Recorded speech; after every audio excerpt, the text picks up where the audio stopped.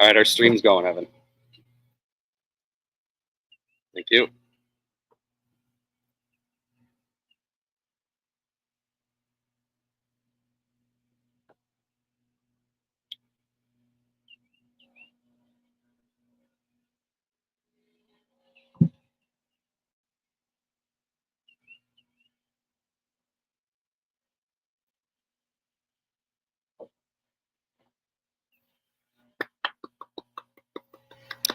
Good morning, everybody. Just after 7 o'clock, we welcome you in here on a Saturday morning, May 17th, WGR Sports Radio 550. We are Tee to Green, live on the air here up in Youngstown, New York. Beautiful ride in. We're live at Niagara Frontier Golf Club. 2-hour edition. It's major week on the PGA Tour. It's the PGA Championship, and we're with you from 7 to 9. Brian Coleshiel, Kevin Sylvester, PGA Pro Jeff Meadis. Jeff Blank is joining us here as well. Jam-packed show over the course of the next 2 hours. And, of course, we'll talk a lot about the PGA Championship, the second major of the season. Kevin, good morning. Hey, morning, Brian. Always enjoy the ride up here, except for the speed limits. Right? We saw a couple of sheriffs on the way, Jeff. Yes, we did. Yes, we did. And Brian's a cautious driver. I mean, on the 190, you get past the NU exit there, and then all of a sudden, 45.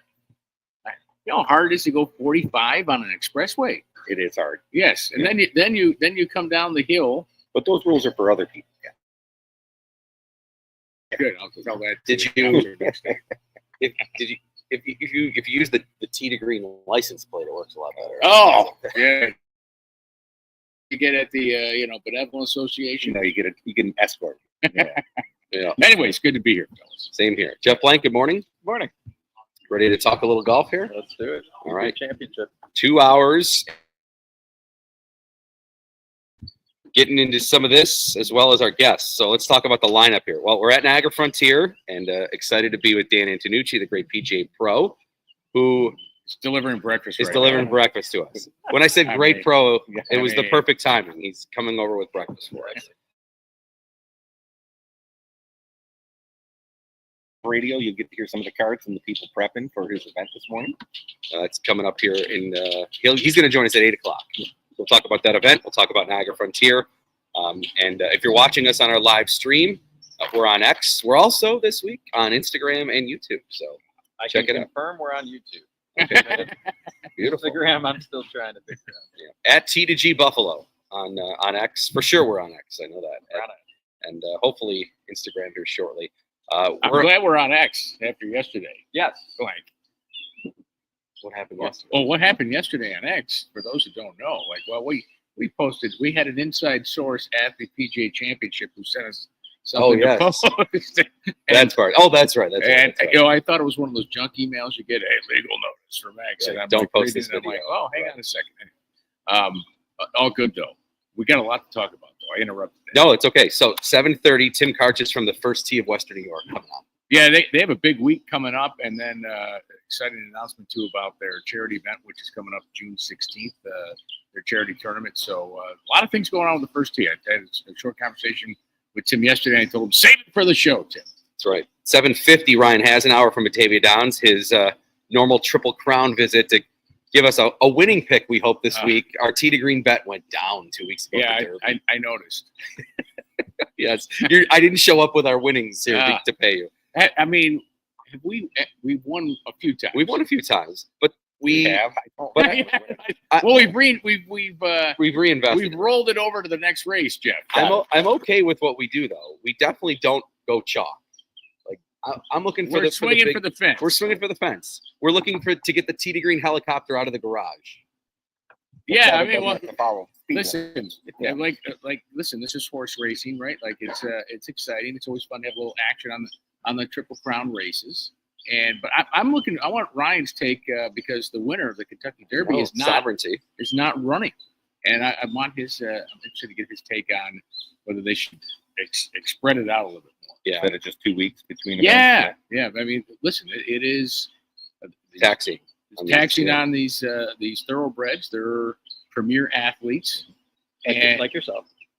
Well, they're premier athletes, and I understand why they're not racing the horse. Like, you don't want to put the animal in danger. I get it. Yeah. So we'll get Ryan's take at 7:50. Batavia Downs, along with Glen Oak and Golf Dojo, part of our crew that brings you our Tee to Green Fantasy League. We'll update that a little bit later on in the show. We've got our leader has been leading since it started for the Masters, so we'll see if he can keep his lead this week. And second hour, as we mentioned, Dan Antonucci, the PGA pro here at Niagara Frontier, going to join us. And then at 8:30, we're hopeful to have Derek Sprague, the CEO of the PGA, who is going to give us some insight and obviously everything that's going on with Quail Hollow this week. Kevin, I know you're quite familiar with this golf course. Yes, I played it. I worked the President's Cup there a few years ago, and I thought Hunter May had an interesting comment about it. Hunter May, Black soul. He called it. It's like a Kardashian, visually appealing black soul. That's one of the great lines ever. And then the chairman of the event, who's this guy, Hunter? We haven't seen him around. Well, it's Johnny Harris, the president, who owns the club. Okay, so Johnny is a legendary businessman in the Charlotte area. He's an Augusta member, so he tried to make Quail the Augusta of Charlotte, right? That's how they fashion themselves. And if you've ever been there, the property is pristine. It's kept unbelievable. It is visually appealing. There are some things on that golf course that are, just a little gimmicky, in my opinion. It's a beautiful place to play. They are able to. The second time they've had the PGA Championship, they've had the President's Cup there. So obviously, there's a lot of things to like about the property, and they're able to host a huge event like a PGA Championship, like a President's Cup there. I like the golf course and its original layout, but they lengthen it, did some enhancements so they can host these events. They put a couple new holes in over on the side where a range used to be, and I think that's part of maybe some of the criticism of the golf course is like, they did a couple things that, the original layout, I like that. So the Mahan comments, were asked to other players, and some of the European Tour players were asked about it. And I don't remember which one. Maybe I can get it here shortly. They said that they Americanized the course, meaning longer is better and growing off the rough is better. And they said they took some of the character out of it. Yeah, it was a much tighter golf course before the renovation.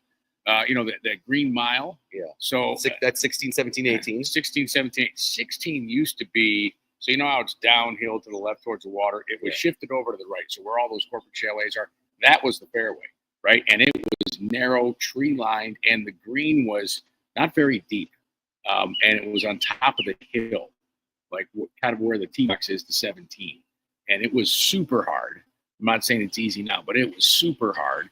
And then 17, par 3. Yeah, it wasn't as long, so they lengthened that hole a little bit. Still a tough. The angle is a little harder, actually. The angle is a little further to the right, so you saw more of the water on that. And 18, they haven't done much too. Maybe just extended the tee box there, but 16 was a completely different hole. So, do you think when I see, like, in lieu of a better word, some no names, Jonathan Vegas, so not large names, right? Surprising. Do you think that's because of the character of the golf course? Because it's a little tricky. Because I like when the major championships, it always feels like the cream rises to the top. And some of these players, they're at the lower end of the PGA Tour top 100. I mean, you had 99 of the top 100 players in the world sign up for this, get into this event, right? But sometimes I think, as opposed to the classic golf courses, you get this. People are saying it's tricked out, and maybe that's why we don't get the leaderboard we expect. Do you think there's any correlation to that, or not really? No, I think it's golf. It's just because everybody's competitive. I think it shows you the depth of talent in the world, and from week to week, it's different. And Johnny Vegas, he didn't compete the week before. I don't believe he was at Truist. If he was, he didn't make the cut. There was a signature event.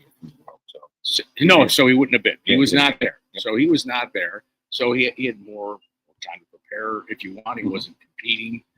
Grinding down there. You could argue the cricket club in Philadelphia was maybe a good preparation for it, just given how it was open in the greens and such. But I think that's golf. I think, you can go out today and play phenomenal, and tomorrow you're like, I can't drive the ball. Like what happened to yesterday's swing? Now for us, and a little different for them. Well, no, the tour players deal with that too. Absolutely. Yeah, Rory had a bad day driving the first day. Yeah. How many times you hear Scotty Scheffler, even at the Byron Nelson when he won, he's like, I'm not really liking my swing today. Yeah. right? I mean, that's the best ball striker in the world telling you that. There's more on Rory's drivers, too.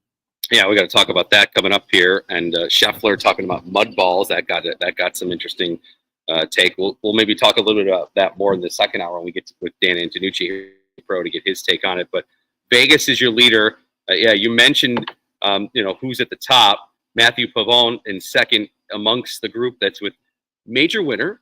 We got Matt Fitzpatrick, but he's there as well. And Siwoo Kim, he's also at 600. They're all 2 back of Vegas. Outside of Siwoo,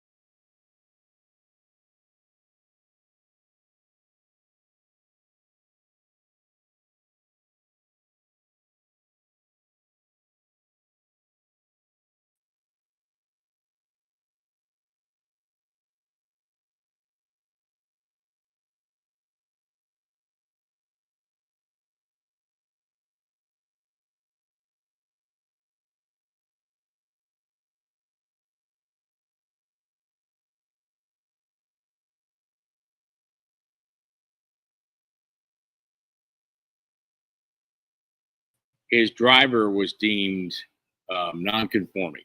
Well, that's the report. It's not been officially said, but he using a backup driver this week. Now, players can be tested.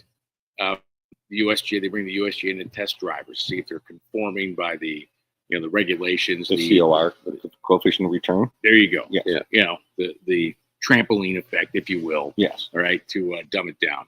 And it's random, and his driver reportedly was deemed non-conforming, so we had to go to backup driver. I think this is a crucial point, because people read headlines now and they may think, "Oh, Rory, what's cheating?" Right? He's cheating. No, absolutely not. 1,000% not. That's not the case. He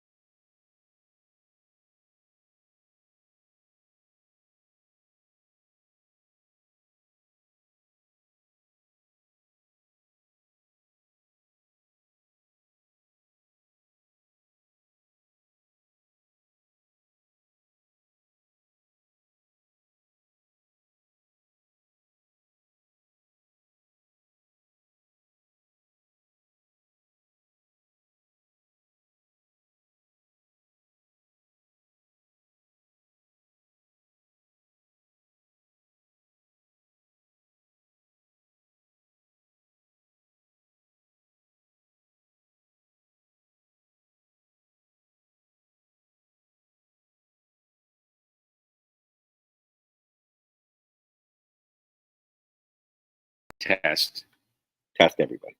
everybody, and you test them before play starts. And Hey, then give them a these are sticker the or two that something. I'm bringing this week.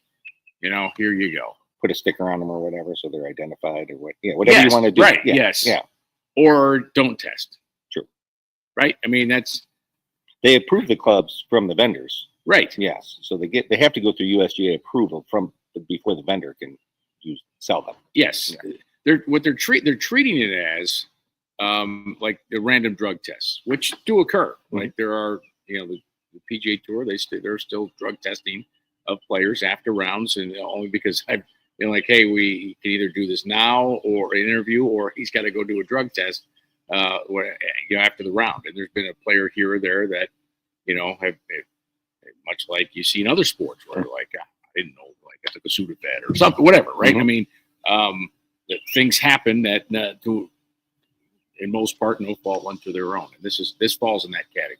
McIlroy, kind of a similar spot to when he won 2010 at Quail Hollow. He made the cut on the number at +1 in 2010. He makes the cut on the number this year at +1. He was 9 shots back of 40-plus-year-old Billy Mayfair at that time. He ended up winning. 2025, he's 9 back of Johnny Vegas, who happens to also be 40 years old. The only problem is he's also 6 back of Scotty Scheffler. Yeah. Good point. Right? 9 back of Billy Mayfair, I get. But, we can look at the Vegas, but he's 6 back of a guy like Scotty Scheffler, and there's others in there. The Shambos in there. There are Max Homa's having a good week. Max Homa's having a good. Max Homa's won on this golf course. Yeah, that's right. Before, so and he's undergone a ton, Kevin, in terms of change with caddy, change with swing, change with coach. He's gone through a lot, and he said he's hit more golf balls in the last 6 months than he said he feels like in the previous 6 years going into it. So Homa, obviously a guy that really was rising, popular fan favorite, and kind of fell off here quickly. But now maybe has he got it figured out? Well, we'll find out. Yeah, it's good to see him play well. Let's look at what happened to Max Homa. Right, he becomes a popular player. He becomes one of the top players in the world, an up and comer, if you will. But there's a lot of things that happen with that, right? There's a lot of outside obligations, business obligations that take away your time for practicing. That may take some of your focus away. You had a son, they're expecting another one. Like there's all these things here that you've got to kind of economize your time, and that takes away from things a little bit. Then you start searching, right? Once your game starts to slip, and the only way you know is to work harder to get out of it. But he's done that. He's changed everything. I mean, he's changed his equipment, his caddy, his clubs, I think he changed his psychology. All at the same time. Yeah. It wasn't just like over a period of 30 years. 40 years. Yeah.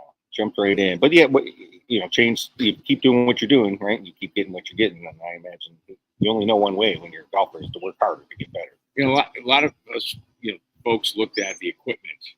He played lousy with his previous equipment last year, so it wasn't just the equipment. No. Right? So that change, I was probably trying to help find something. And it's not a huge change typically. The equipment, right? Yeah, the clubs are clubs, and you figure it out after a little bit. And it's not the vastly different. Their blades are the blades, or stuff like that. Yeah. So The one of the highlights of yesterday was Siwoo Kim.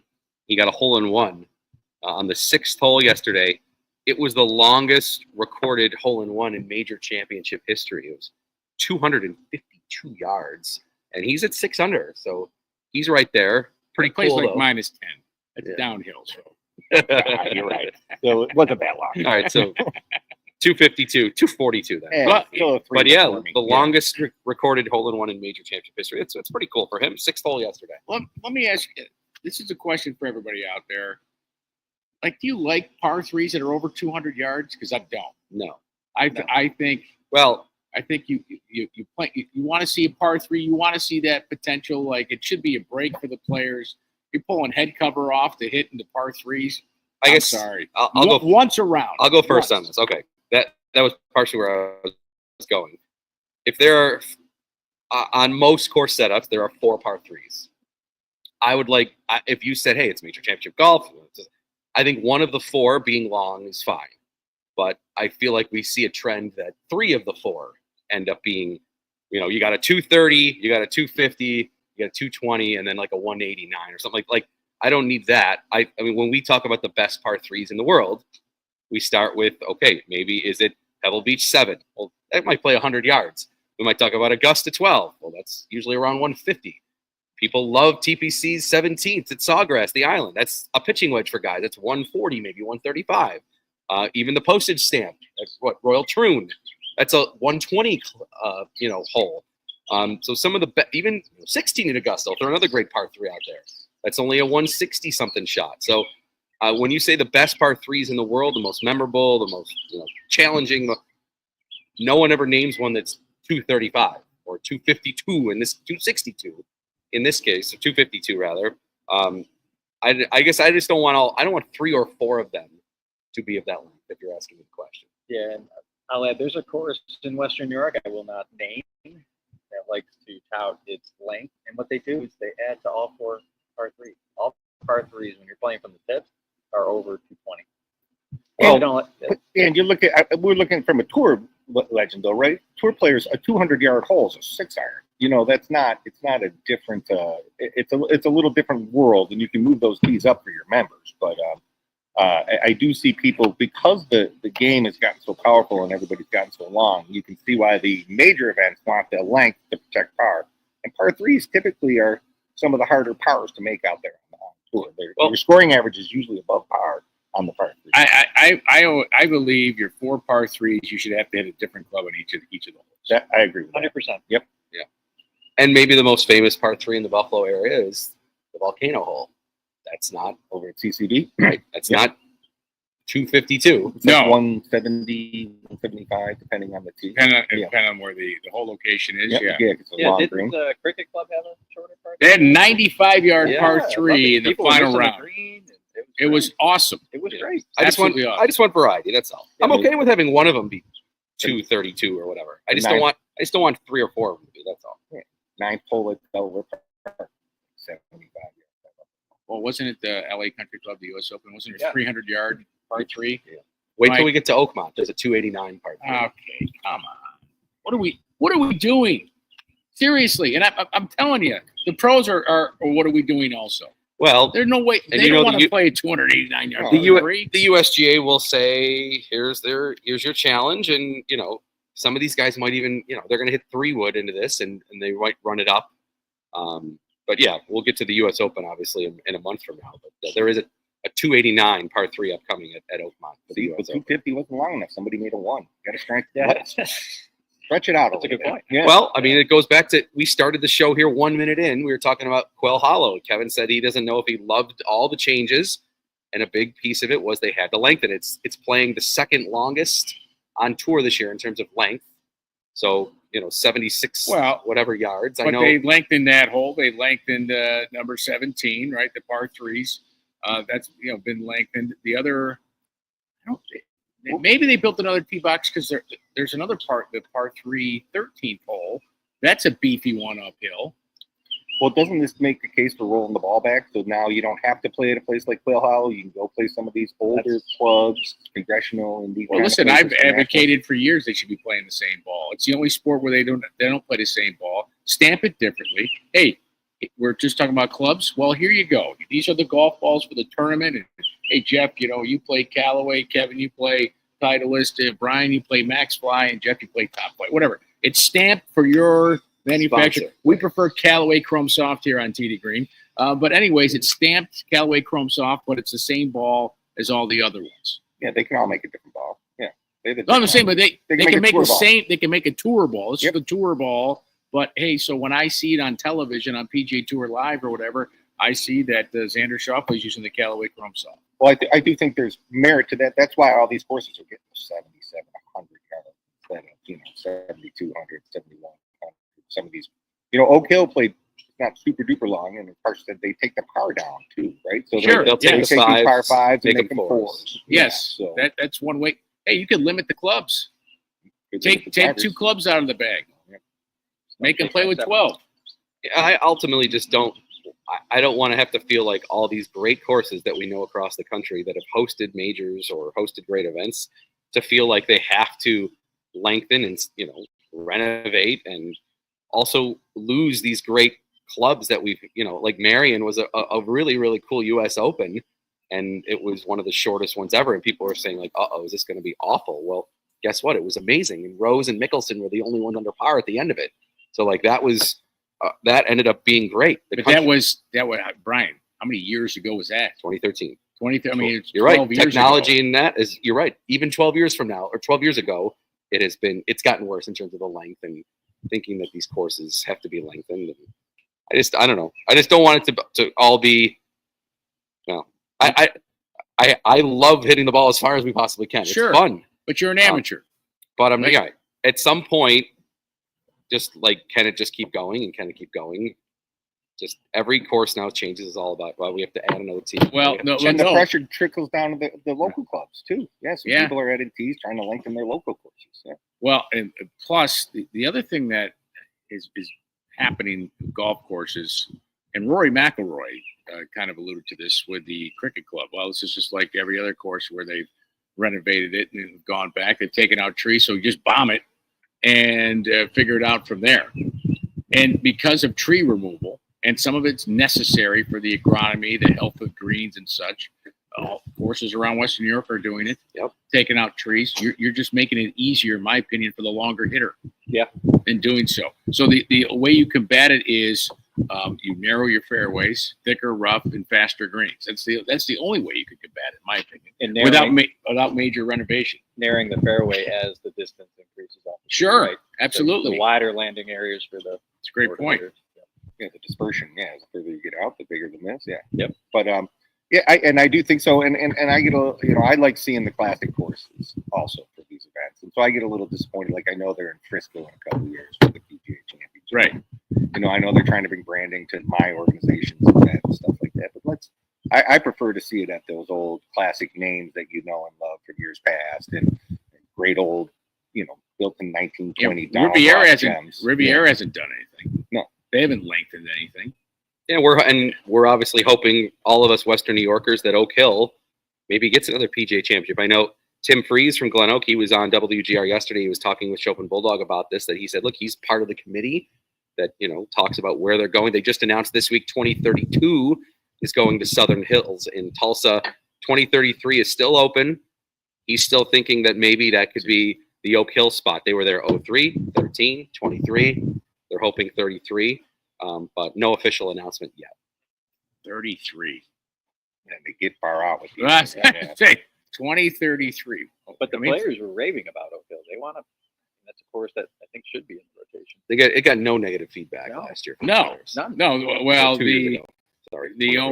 the sixth hole they didn't like because it was super hard. That's right. But that was it. Yeah. Well, that's the hole they changed too. Yes, yeah. That's a whole. You want to talk about lengthening? Remember they brought that original par 3 in, right, number 5, which is a pitching wedge for those players. It's a great par 3, the way the green's set up there and miss. If you miss it, you forget about it. And then 6, they took the old par 3 as the green. They used to be a practice area. Yeah, and the 5s was the old practice area. 6 was the downhill par 3. The green was where that little fairway cut is over on the right. So that tee shot is so narrow. To your point, it's narrow to land at the fairway. There you get the big oak tree on the left and the water on the right. That's a super tough tee shot. And then they've got an over 200-yard shot to a green that's got water around it. It's a hard hole. Other than that, yeah. Other than that, I was a play, Mrs. Lincoln, For sure. All right, we got to get to a timeout here. 7:29 is the time here. 2 hours. So we got lots to get to here from Niagara Frontier Golf Club. When we come back, we'll learn a little about what the first tee of Western New York is up to. Tim Karch is going to join us. Still to come, Ryan Hasenauer on the Preakness, Batavia Downs. Next hour, Dan Antonucci here, the PGA Pro from Niagara Frontier. Derek Sprague, the CEO of the PGA. As the PGA Championship rolling on. Jonathan Vegas, your leader, he's up by 2 on 3 golfers. Scotty Scheffler lurking. He's 3 back at -5. But Tim Karch from the first tee. Coming up next is we broadcast live from Niagara Frontier Golf Club here on WGR. You can check out our live stream on X and on Instagram at T2G Buffalo with Jeff Blank, Jeff Meadis, Kevin Sylvester. I'm Brian Coleshill. More Tee to Green from Niagara Frontier here in Youngstown right after this timeout.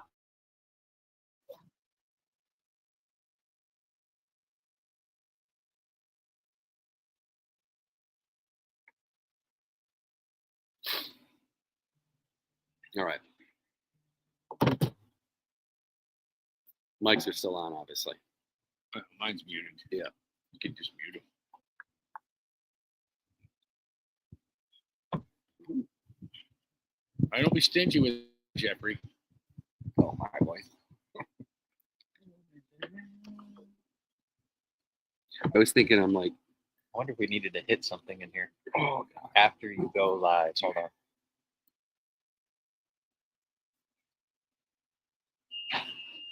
Do I have to hit go live? Yes. Yeah, look at that. He's got even hash browns in there. There it is. about Okay, now. so we're good. Okay. All right, we're good. We're on all screens. Hash brown. We're all Beautiful. three platforms. What do we got? Breakfast sandwiches. Sandwiches and hash browns. Sweet. And there's OJ. You want OJ, Blake? No, thank Can you. you? Is it on the plan? It's not on the diabetes plan. Do you want a sandwich? Yeah. All right, we're on Instagram now, folks. We're on Instagram. We didn't press the go live button on the Instagram page. We didn't do that. All right. Now we're good. Actually, I'll check it. Just make sure. I'll pick an OJ if We didn't even talk mud balls. We're waiting for Nooch. We're going to save that for Dan. That'll be What do you our guys tip of the think? week. You think we should have played it up? What? You think they should have played it up? I do. Yeah. The problem is So it shows you can, basically live here. Oh, And nice. then as the day goes on, A terrible it's a connection little state, too. advantage later in the yeah, it's day. actually going okay. Concept. I know On you're the trying. You screen got to here, keep it because close it's to terrible. everybody. But Yeah, actually on Obviously, here. but Oh, all right. Well, that's you're getting that much mud. Back just mentioned. All right, we're fixed That's Instagram. a lot. Well, Everybody. all three streams. Problem is, once you start, you can't. You can't change the day. Right. Conditions of the competition need to remain the same, but if they were getting that many mud balls, they should have been able to. They should have known they were going to get that many mud balls. Well, they were getting them in practice round. Can you have Tim call my phone? Unless we arranged that already. I can't remember if we did or not. That way we can bring him in on this. What's your phone? Yeah. Hey, Evan, sorry. No, we muted for a second. 716-341. It's not going over the air, is it? That's because we have the live stream now. We got to watch ourselves. 8820. Sorry.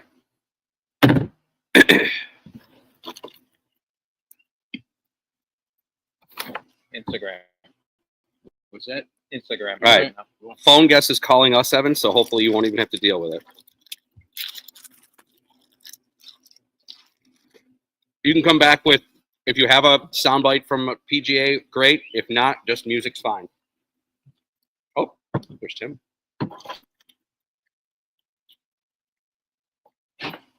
Okay, he's on All hold. right, Tim, you're on hold. You can hear us. We'll pot you up right after the break. Yeah.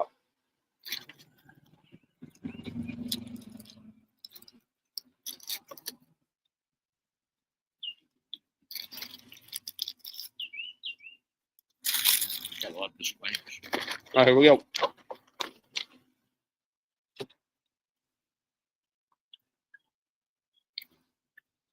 Thank you.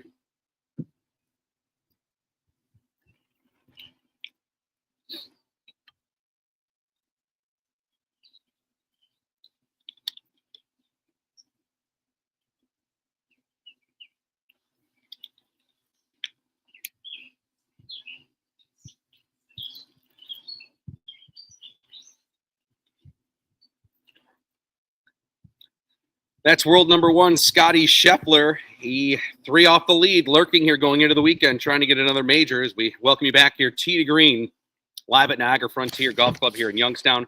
Brian Koziel, Kevin Sylvester, PGA Pro Jeff Meadis, and Jeff Blank.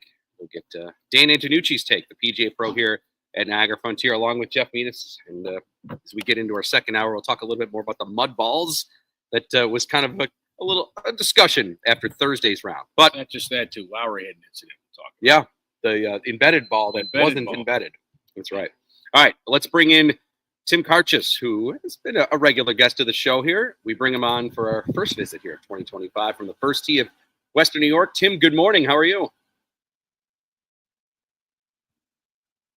We're excellent. Thanks so much for coming on. How much of the PGA Championship have you gotten to see? What is your thoughts here so far, if you have a thought on what you've seen?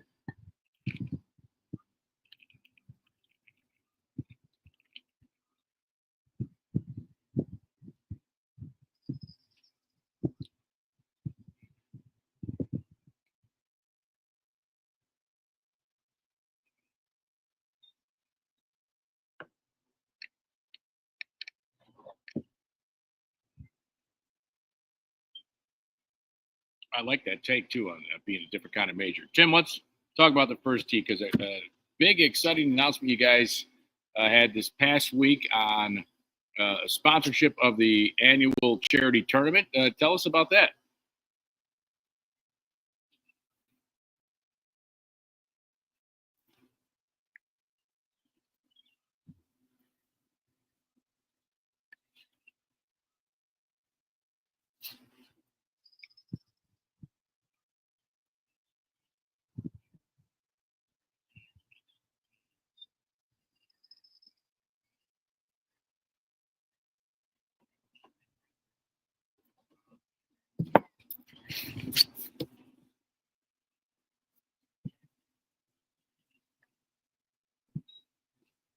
And Tim, can you tell people, like, first, they may not know what the first tee is, so people just hear the first tee. What is the first tee, and can you explain it a little bit? Kevin and I know very well, but yeah, let people know a little bit about what the first tee program does.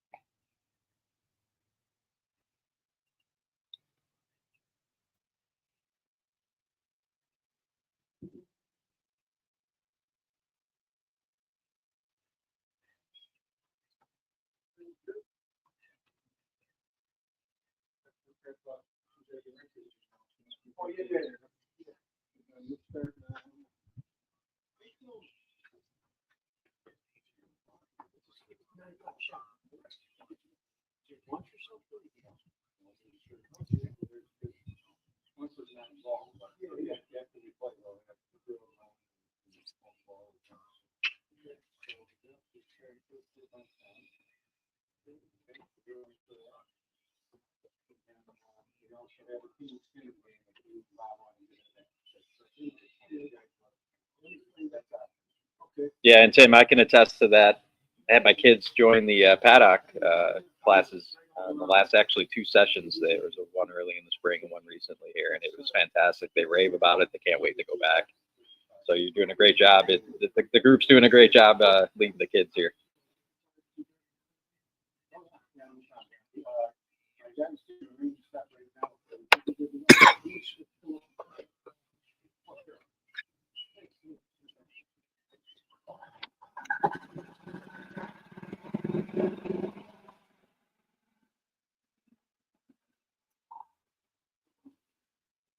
Tim, how many kids has the program impacted through expansion and fundraising efforts that otherwise would not have been introduced to the game of golf?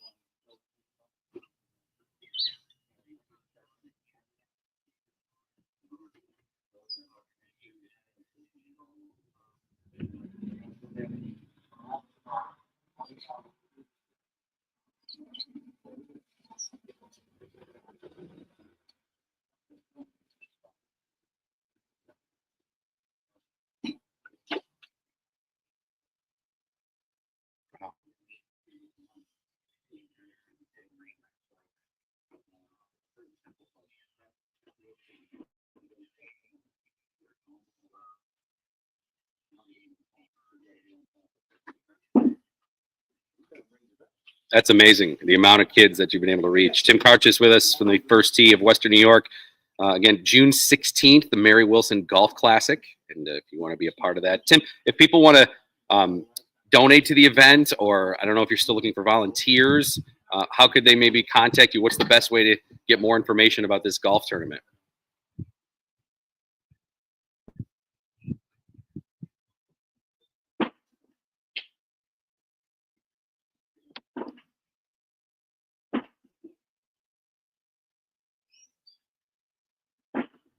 right, good. And next week is first tee week, right? Across the nation.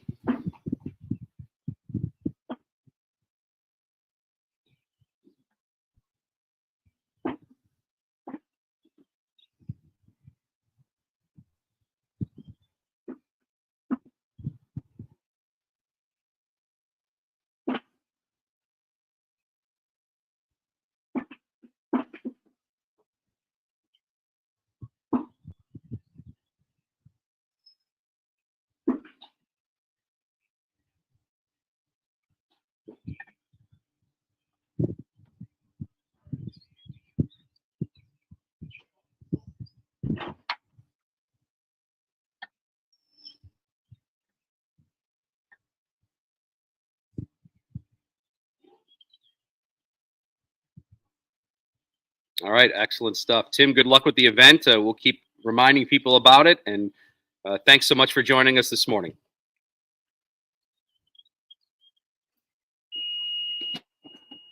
Thanks, Tim. Have a great weekend. All right, Tim Karchis with us here from the first tee of Western New York, doing great work. Over 24,000 kids. Yeah. Now Tim was a coach. Started out as a part-time coach in the summers, and he's been the executive director here for the last several years, and is just has great passion for the program, which is what you want. Yeah, and it's well funded, and it's a good program for kids, and it's a great entry into the game.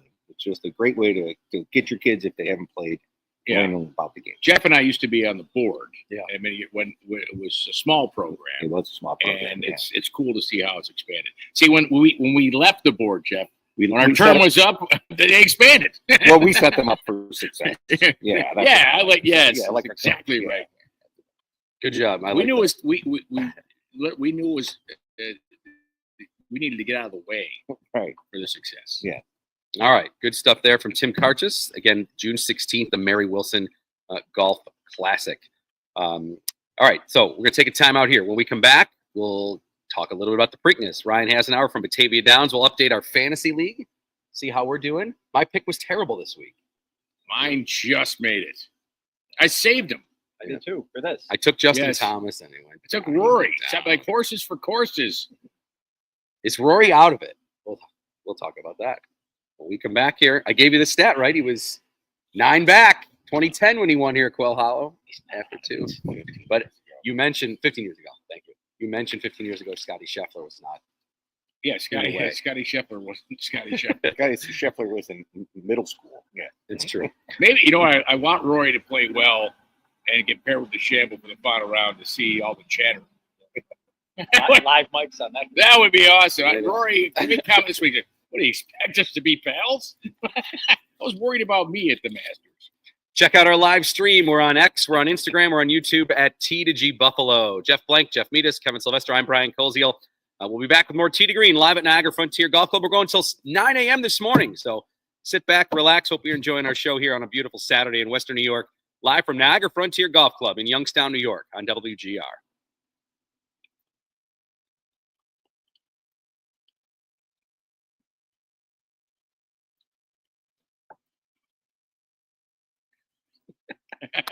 We'll get it right. We'll get it right. What do you think, boy? I cough with my mic all the way up. Funny. Yeah. Nietzsche's announcements make it 8:45. Okay. All right. Awesome. Carry it live. Be great. Nuge, thanks for breakfast, buddy. Thank you. Of course. How are we doing on this? Fine? Radar says we're fine, but you never know when I it's keep going to looking start. at Mr. Sylvester was hitting the ball last night. We finished first in our flight in couples. Nice. Right. Big celebration last night when you got home. Popping champagne. Yeah. Yeah, big celebration. She passed out from the booze. She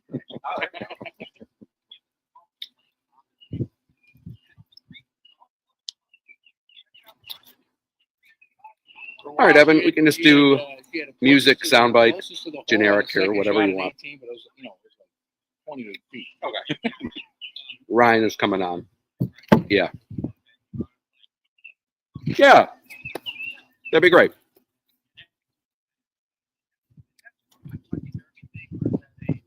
I think it's all horse things, yeah. All horse racing. I think it's not. I don't think it's unique to the Derby.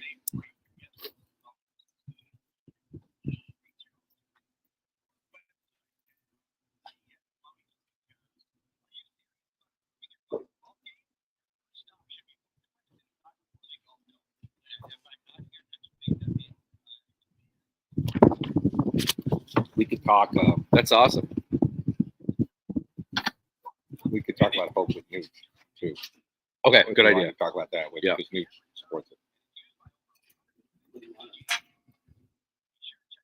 I played East Aurora Thursday. I played East Aurora Thursday. I asked him, hey, can I get out for a yeah. I took another guy with me. We're lasering the slope, and I sent out notes to everybody playing on our team. All right, hey, hole one is this, hole two plus this, and a couple guys are like, dude, like you are. Like, well, hey, why do you think I do well on these things? Jeff, I'll let you do the has an hour thing on this. Preparation. Okay. But I took a Show up book on out yours there, or a no? blank book. What's up? When I Like upload yard. an image, does it show up on So there? I I see draw it. stuff Okay. Yeah. and, you know, yeah. Why not? You're. I just You think with I'm clean nuts? feed Yeah. and stream, like with everything on here. Yeah, but you know what? There's some things I didn't. There's some things I didn't remember. Things I didn't. Like hole 7, for example. So look, I mean, we're getting some here on. That's the So what I Instagram. basically do is you end up clicking that and then show that, and that's what brings it up. And then when he's off the phone, you click the one on the left. Okay. So I reduce it just to those are the only two layouts we're going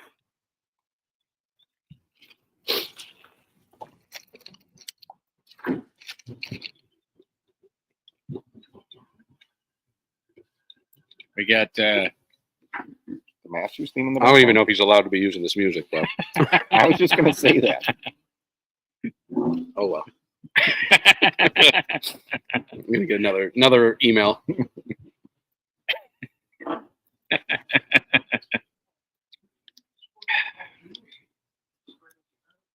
Am I getting an email because that went on X? I didn't hear. No, they don't. It was the Masters thing. No, I don't think they hear I that. figured Tim sent me the Oh, video would be okay. fine, but Oh, they don't. Twitter No. didn't like it. It's funny. The PGA must have not liked that it got posted. I don't know. They have Yeah. being monitored, right? I mean, Yep. Yeah. Yeah, Brian, they don't hear the music Right. Oh, that's right. on the feed.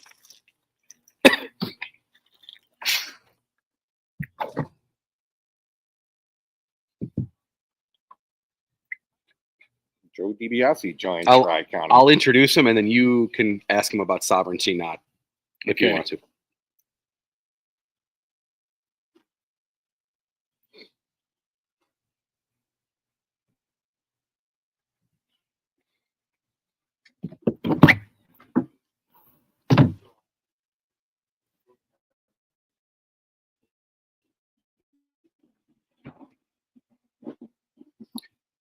Call to the post.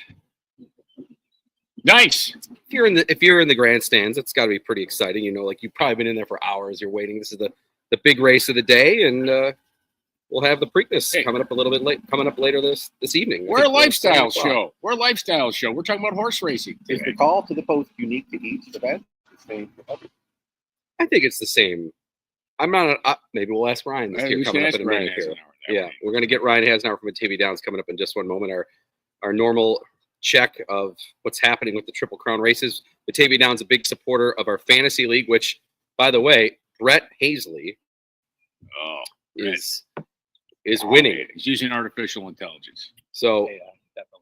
Brett has By the way, a kudos to the Bills on their video, the AI. That was Yeah, funny. that was That great. was good. Brett this year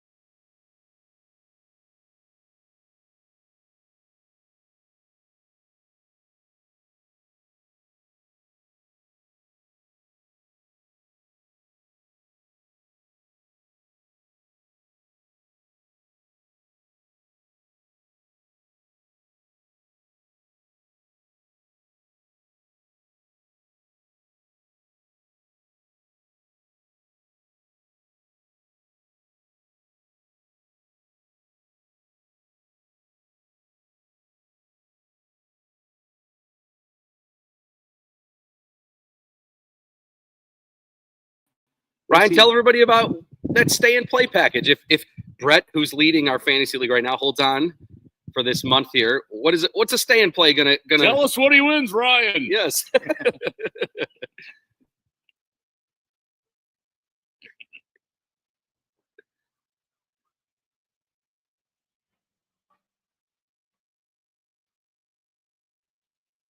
Feels like he's done that before. All right. Yeah. Nice, Ryan. Hey, Ryan, I got a big question. Like Sovereignty not racing today. After winning the Derby. After winning the Derby, I mean, is that put? And this is not the first time it's happened, right? Where a Derby winner has sat out the Preakness. Do you think that they should put an extra week in between the races?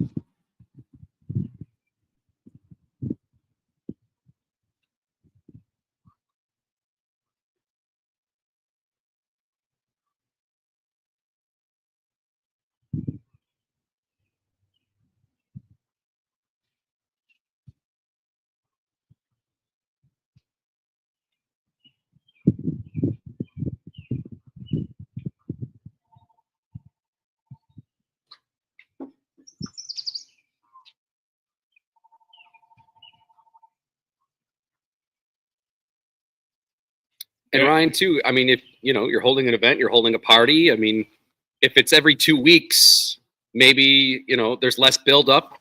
It's an opportunity maybe to build it up. And you're a marketer, you're a promoter. If you have a month in between instead of 2 weeks in between, maybe that is an opportunity too to make it a bigger event and get that word out.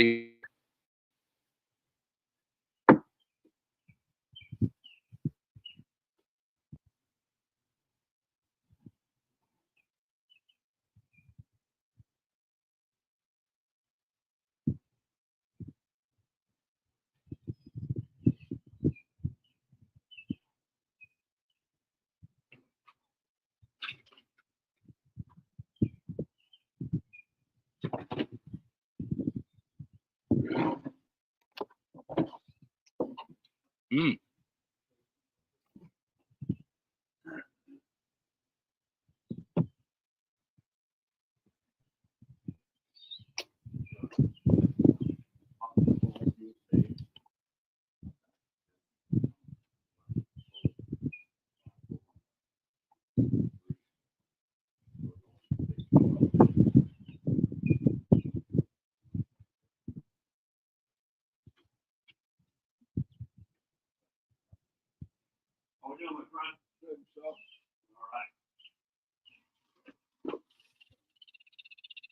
Oh yeah, it definitely would be. You have the hot dog eating contest before the race. Hey Ryan, I wanted your thoughts on the show on Netflix that I forget the name of it, but they kind of did it's kind of like Full Swing, but they did it for horse racing, yeah, with the owners. And I was interested in it. I stopped watching because I got annoyed with the owners, they all can't be this way.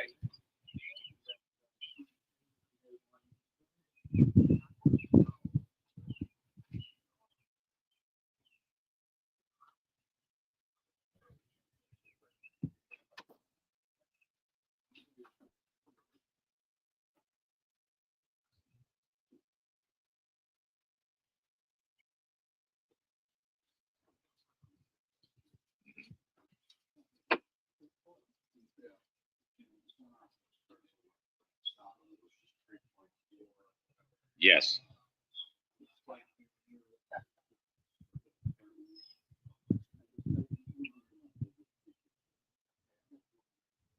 Mm-hmm.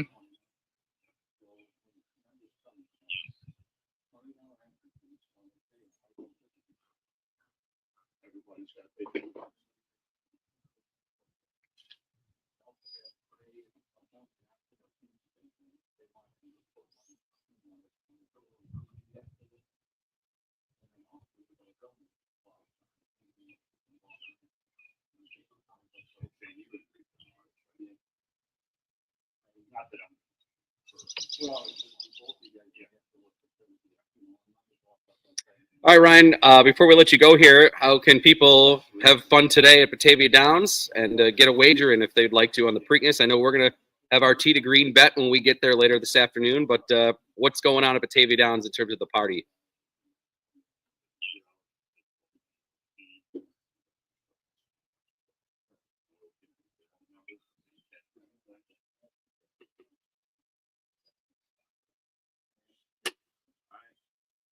You get nervous when you get on the air? A little right now. Yeah, I always used to get the butterfly.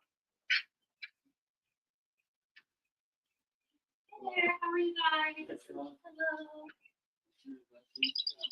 Out here.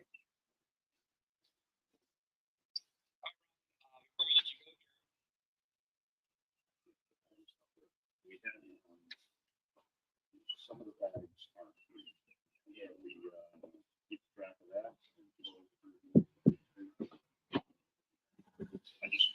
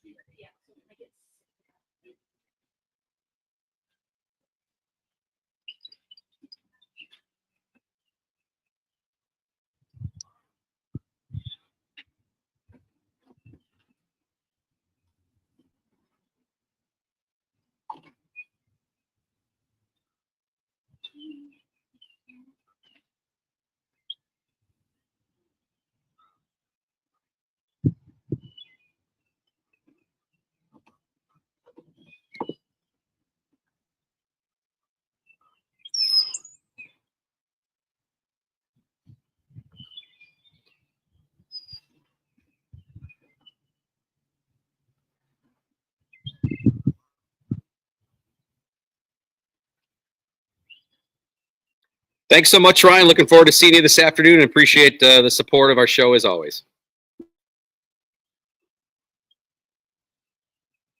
Sounds good. 2 o'clock, 2 to 5. I'll be there. Thanks, Ryan. All right. Ryan Hasenauer from Batavia Downs, the VP of Business Development, joining us here. Saw him this week. He was in the dojo promoting it for a women's match that we had at the dojo. Get my wallet out, Brian. Yeah. Get the Tee to Green bet ready here. Do you want to go more chalky today? Listen, I just want to win money, dude. Right. Duh. Jeez. Thanks, Kevin. I got bills to pay. Ryan, here's our money. We just want to win money. You always want to win. Yeah. It's so easy. All right. Yeah. Timeout. Hour number 2 coming up. Niagara Frontier Golf Club here. Dan Antonucci, the PGA Pro, going to join us next. We hope Derek Sprague, the CEO from the PGA, also live at Quail Hollow at 8:30 as we roll on. Hour 2 for Majors Week. You get double the fun, double Tee to Green. We're back at Niagara Frontier coming up right after this here in Youngstown on WGR.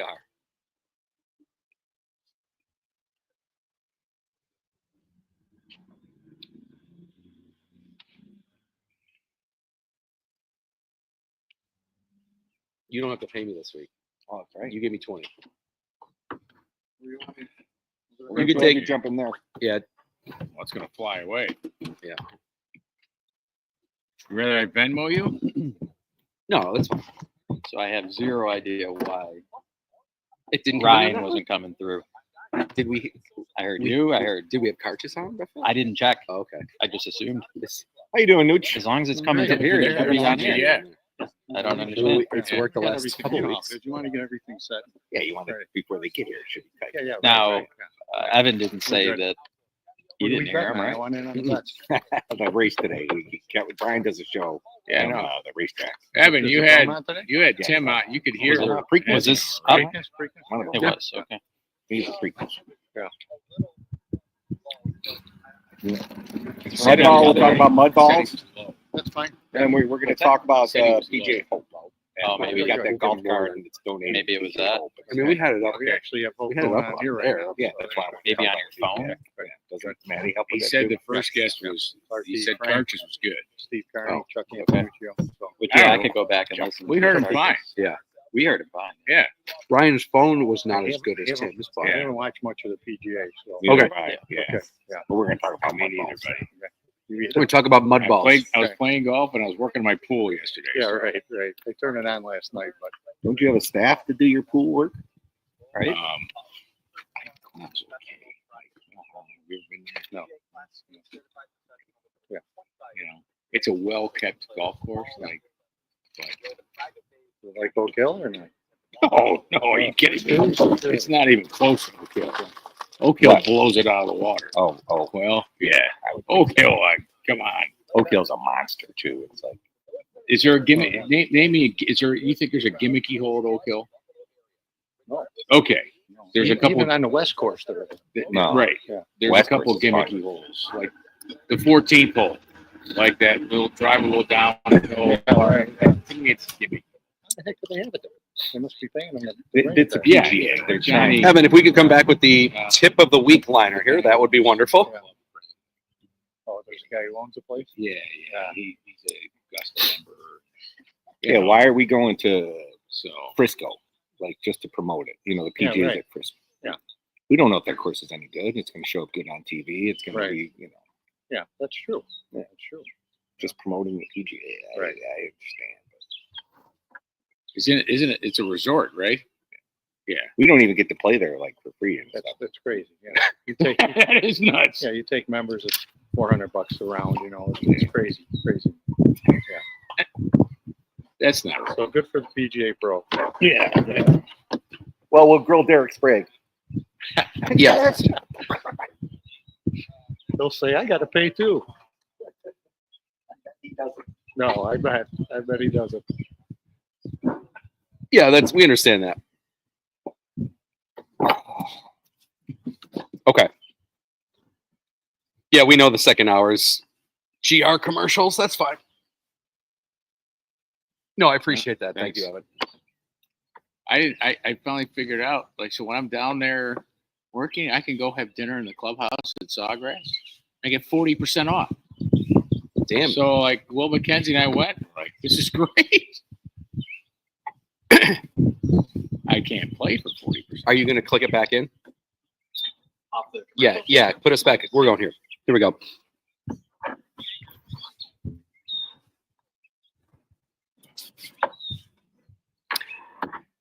Welcome back to Niagara Frontier Golf Club here in Youngstown. Hour number 2 of Tee to Green. We go 2 hours for Majors weeks, and it's PGA Championship week. And our traditional stop up here in Youngstown. We're happy to be with here. Brian Koziel, Kevin Sylvester, PGA Pro Jeff Meadus, Jeff Blank as well, Evan DePasquale, producing back in our Amherst studios. Thanks to our guests from the first hour, Tim Karchis from the first tee, Ryan Hasnauer from Batavia Downs. We hope to have Derek Sprague, the CEO of the PGA, at 8:30. But the most anticipated guest on site here. Well, this season. Yes, this season. PGA Pro Dan Antonucci with us here from Niagara Frontier Golf Club. Dan, good morning. What's the build up with that? You're a legend. You brought us breakfast, so you vault right to the top of the list. Well, No, we you would be anyway, of course, Dan. Thank we you. started that tradition 5, 6, 7 years ago, so we had to keep it going. But Yeah. thanks, guys, for coming, and it's always great partnering with you. And you know, Niagara Frontier looks forward to this day. That's right. You And- got an event today, huh? Moose? We have our member championship. It's always this weekend, and we're doing something a little different this year. We're going to do a shotgun start, so we can bring all the players back in together. You know, we could have some lunch and drinks and talk about the round. And we got 72 players, 36 teams, which is a pretty good turnout. I was shooting for 70 players, so we hit our mark. That's great. Dan, we are on a live stream this year, if you didn't know, so I'm glad you dressed your best, like always. He's a PGA professional. Yes. That's right. So you're always dressed your best, but now people get to see Yes. the beautiful view that we have here at Niagara Frontier, and the course looks beautiful as always. So I guess just, you know, for those that maybe aren't as familiar with the course layout, what do you love about the course here? It's such a unique spot, and it's got every hole is different. It's really, I always call it a fun, challenging golf course. You really can't see out here, but there's a valley that runs through the middle of the golf course. So especially on our back nine, the views, you just get these beautiful scenic views. Here at our club, you use every club in your bag. You get uphill, downhill, side hill, blind shots, you get everything. So I've been here for 35 years. I never get tired of playing this golf course, and I think that's a tribute to our golf course, our superintendent, Dave Luckman. I've never seen the golf course in better shape. The greens are firm. The fairways are tight. It's dry. We've had carts out pretty much the whole year because our course, because of that valley and all the drainage we put in over the years, drains tremendous. So it's just in perfect shape right now. And 35 years. Can you believe that?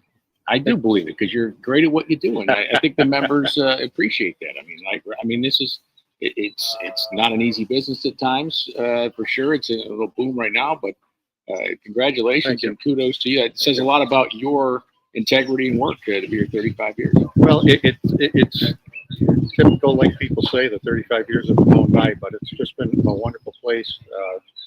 They have a great careers. I have it still ongoing, but it's a testament to Niagara Frontier and the members and our board of directors to allow me to be here that long. So I signed a 6-year contract last year, so hopefully I can make it to 39 or 40, and then. Well, you got to go to 40. Well, I think 40 will be our 100th anniversary. Yeah, we'll be here for that. on to emeritus status. That's what you want. That's great. Yeah. Hey, earlier in the show, we were talking about Scotty Scheffler. I don't know, complaining is the right word. Is it, Kevin? Whining. Bringing it up. Anyway, He was. He Hold has a on. good point. He was asked about it. he was asked about it. And that answer that we played part of, he said, "Listen, this is going to be my last. This is my Comment last about question and comment about mud balls." He didn't want to go on about it. Yeah, because I think he doesn't want to be labeled a complainer because he's not. But he had a great point about the whole. If you're hitting the middle of fairway, you shouldn't be penalized for it. We saw on Thursday, Dan, quite a bit of players have to deal with mud on their ball after hitting the fairway. In fact, the feature group of Scheffler, McIlroy, and Schauffele on the 16th hole, they all double bogeyed incredibly. Scheffler kept his honor with a double bogey. Go to the next hole.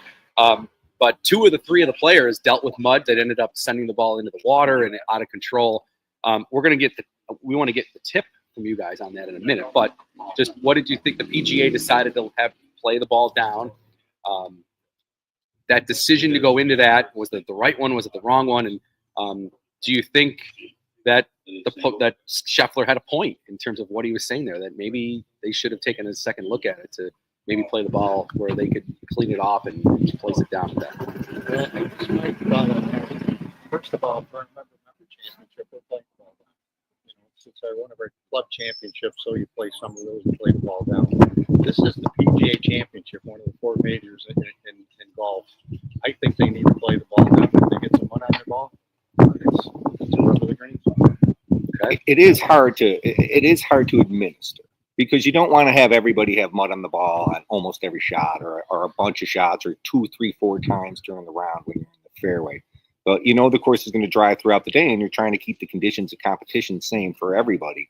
So it's a very difficult decision. And once you start the day in a certain condition, it has to remain that way throughout the round. So say they didn't even complete the round that day, there was a weather delay. You have to let those players finish the round the next day, still with their hand on the golf ball. So it is tough. It is a bummer if you're the player because you can sit there and just you have almost no chance of knowing where the ball's going when you let it rip. It's just hit and hope at that point, right? I think part of the decision that went into it, Dan made a great point. Hey, this is a major championship.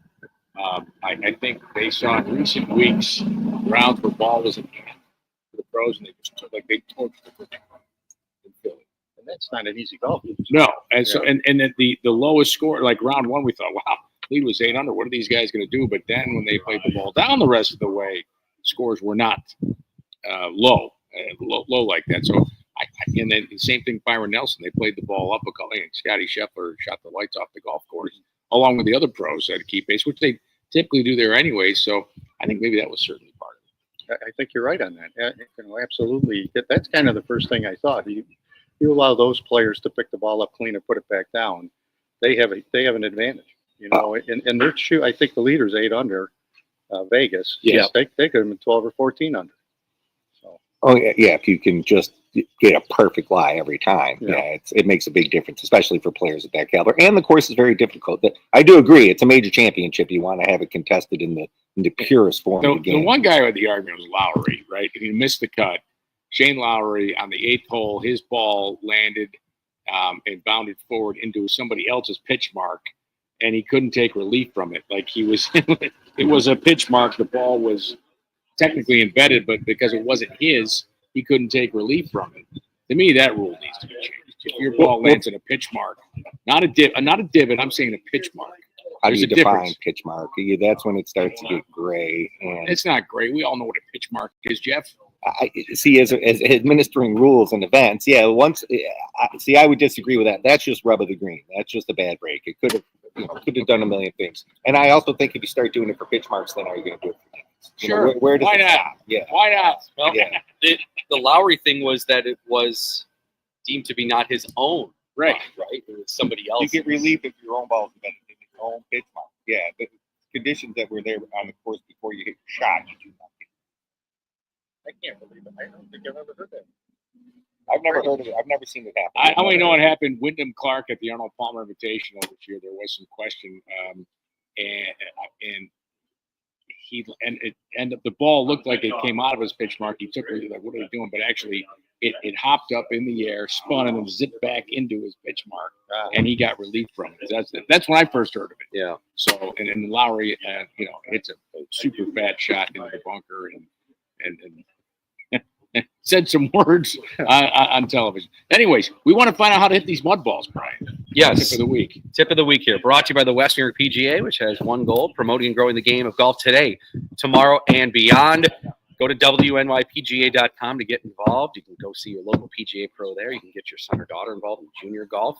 Again, wnypga.com. Okay, so today, maybe there might be mud on the ball here. What would you suggest the player do, or is it just total luck, in your opinion, of maybe where the ball might be going at that point? Obviously, a very difficult shot in golf, but it has to do a lot with luck. So, I would look at my golf ball and see where the mud is on the ball. If it's on the left side of the ball's probably going to curve that way. If it's on the right side, the ball's probably going to curve that way. If it's on the front or back, it's just really a hit and hole. I would probably say I'm on our second hole and I have a 150-yard shot in the green. I'd probably just be happy if I got the ball in front of the green so I could chip up and on. It's really, I don't think, Jeff, there's a set standard on what you do when there's mud on the ball. No, yeah, there is a lot of hit and hope with that, but like you said, if you're crazy, go experiment a little bit, stick a little mud in, and see what happens to you. That way, when you go out, it isn't the first time seeing the ball react that way, and you do just still have to commit to hitting the best shot you can possibly hit, right? So whatever happens. Sometimes there's mud on the ball, and as soon as you hit the ball, the mud flies off, and it's fine. Sometimes it's slinging on there, and you do get relief once you get to the putting green. So on the putting green, you get to clean it, but until you get to the putting green, you're gonna have to deal with what it is. I hate it when it's on the back of the ball, when it's going to get between me and the golf ball. That's the worst situation of it all. If it's on the side or on the top, sometimes it won't fly out. It comes out like a knuckleball because all the aerodynamics are messed up. So it is one of those shots. I'll tend to hit those shots a lot lower. I'll take a club more maybe. So instead of 7, I might take a 6. I'll try to move it back in my stance and really kind of try to burn it as low as I can. Just for me, I felt like the more I got it up in the wind and during those situations, the harder it was to control. Not that I could control it well, but at least it would get on the ground quicker that way and avoid some of the problems. Are you thinking the lower the flight, that it would have less reaction to what it might do to the ball, the mud itself? Is that that? And I would hit it a little harder with a choke down flatter club, and that's how my brain worked. I don't know that it always worked. More, right? Yeah, I felt like like a knockdown. I felt like I would always try to hit a knockdown or a low flighted shot, so I felt like I could control the ball a little bit more. And if it did start going wild on me, at least it'd get on the ground a little quicker.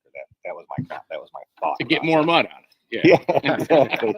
Maybe scrape some of the mud off it when it lands. Yeah, and then be a little angry, but there's nothing you can do about it. So it's rub the green, right? That's Jeff, I think that's great advice. I mean, that's a good way to look at it. I hope the PGA Tour players are listening to our show right now. Well, they usually are. I know they should be. Yeah. Yes, they should be. But I think that's a good way to play that shot. In fact, next mud ball, I'm going to give it a try. There you go. Yeah. So if there's mud on the left side of the ball, expect the ball to go left. If it's on the right, expect the ball. Expect is a strong word. Okay.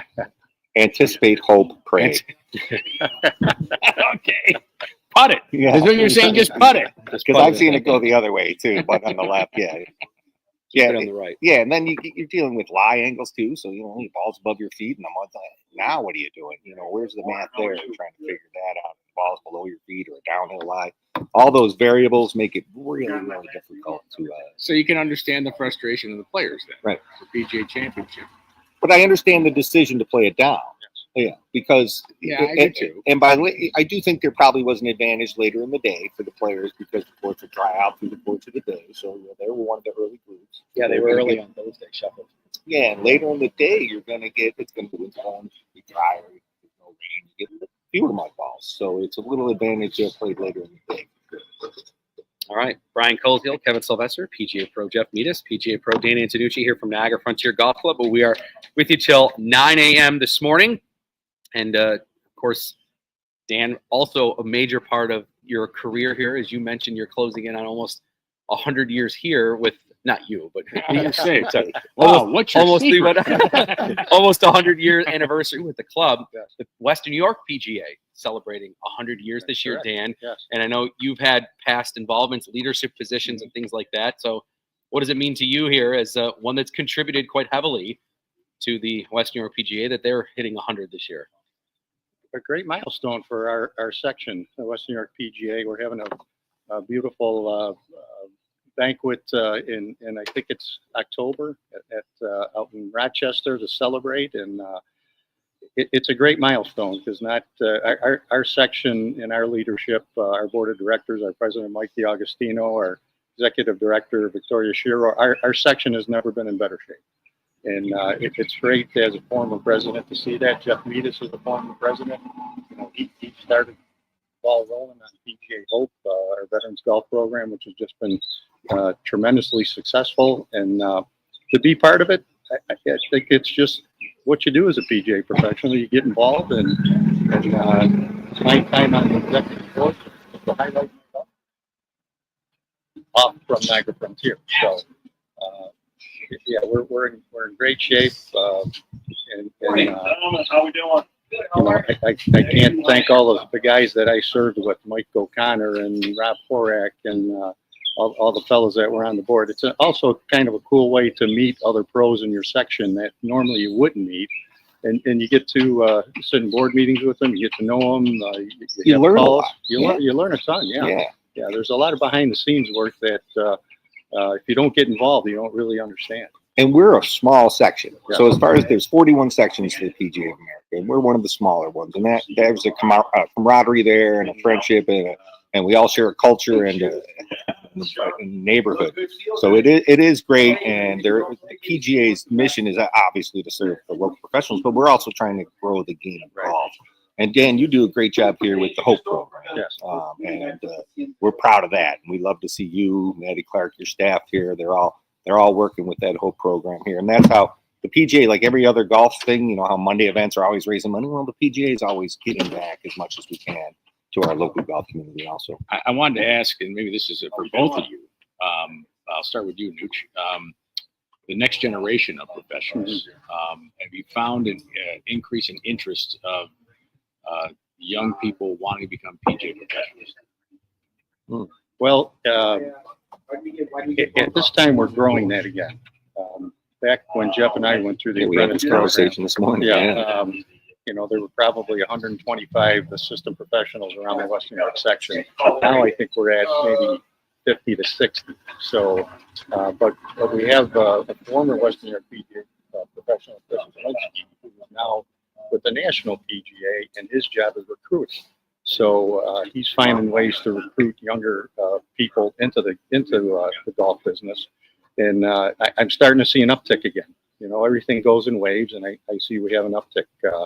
I have a PGA assistant professional here. My other assistant professional, Al Sizik, he moved up to Niagara Falls Country Club to get some further mentoring and experience. And I have another young guy on board right here who is going to graduate from high school. His name is Shane, and he wants to become a PGA pro. So the PGA professional at their site has to look and kind of find and look at kids, young men or young women, and ask them, hey, Like make a good PGA professional. But just plant the seed in there. It's more like a vocation too. It's not, it's not a job, really, right? You're here early in the morning, but you enjoy your day. You're outside. You're around the greatest men in the world. You meet people and you make friends for life, and you meet all your peers. So it is a growing industry. The golf industry is strong, and it's growing. So if you're good, if you're personable, if you're energetic, and if you really love golf, it's a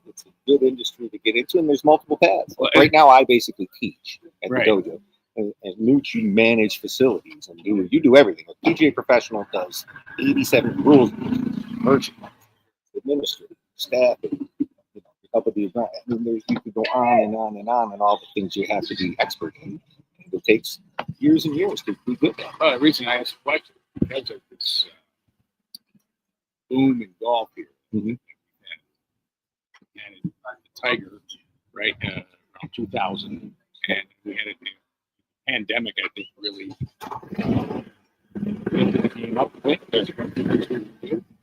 So that's why I asked.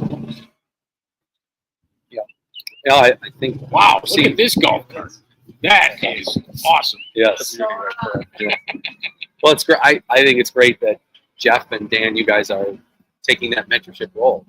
Obviously, you guys have had such great success to be able to pass on some of the things that you've learned along the way that I'm sure others have passed on to you. That now it's, in some sense, it's your turn to, hey, I want to help that next generation to come along here. What advice would you give a teenager listening right now that, young boy or girl that wants to maybe work in the golf business someday? What would you tell them to do? If you want to work in an occupation that isn't like work, and you want to enjoy yourself every day that you come to work,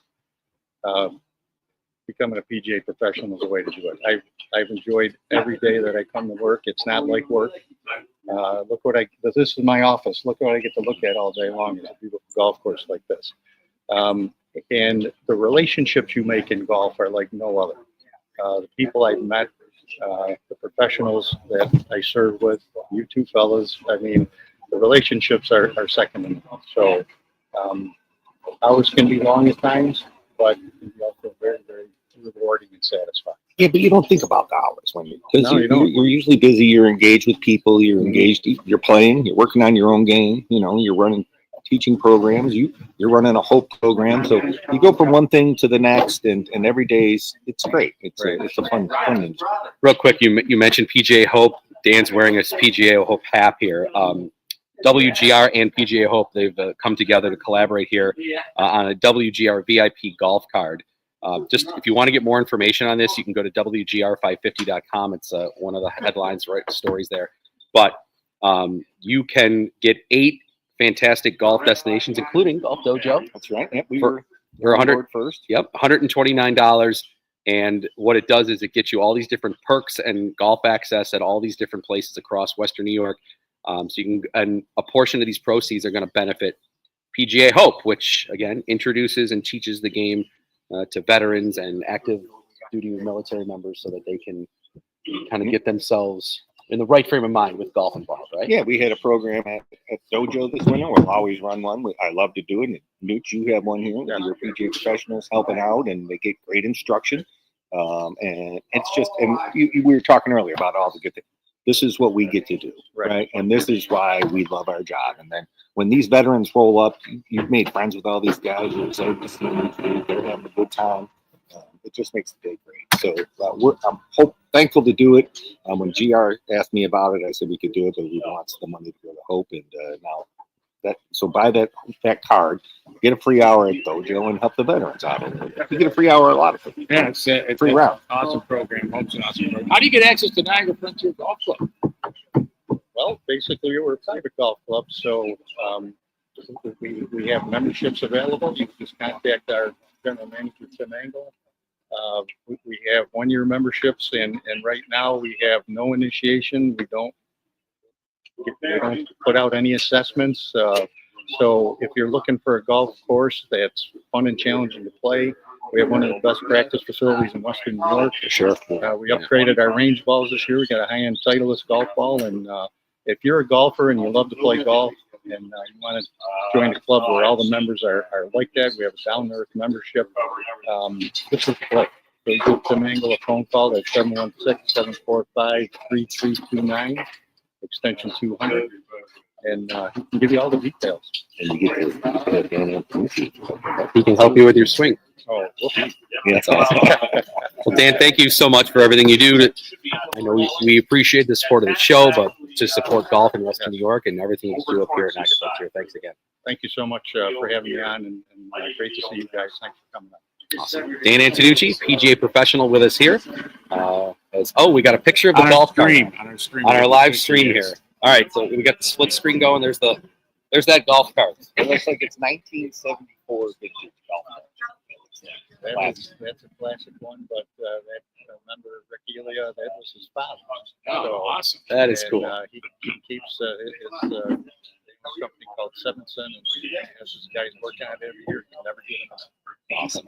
Very cool. Thanks, Dan. Okay, thanks, guys. All right, we'll take a time out here live from Niagara Frontier Golf Club. Derek Sprague from the PGA going to join us next year on the line. You can watch our live stream and you can see that golf cart. We'll talk about it during the break a little bit more at T2G Buffalo on X and on Instagram and on YouTube. And of course, right here on WGR. We'll be back to Niagara Frontier right after this timeout on T to Green. Okay, thanks, guys. Awesome. Okay, That's appreciate it. Have you heard from Sprague? Not yet. Hoping he calls it. That cart is probably 1960. Yeah. Yeah, but he, I mean, that's every year, what I wrote to those him. guys will work it over. and I bet, keep yeah. going, So. Nothing, huh? But nothing off of that. I sent that yesterday morning. That thing had to be. Here's what Tim wrote. Yeah. But, cool I mean, thing. Any the way pictures Tim made you it wanna sound, it show, sounded we like can- it was good. Split screen it.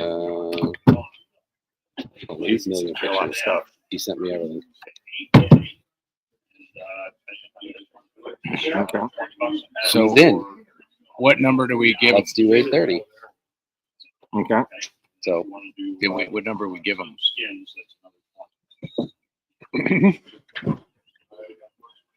Evan. Is it calling it? You're calling it? All right. This break I know is 5 minutes.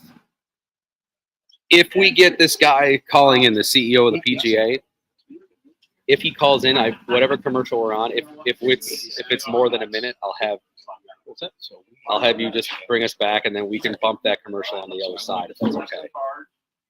To the next side, just because I don't want to make him wait anymore. Practice round, but we're Yeah. shooting slow. Yeah. To get minus. I agree with the one you already. Oh, no. If he thinks I'm nuts. Do you have another soundbite? It's like, you're a little crazy. Yeah. I don't think I'm crazy with that.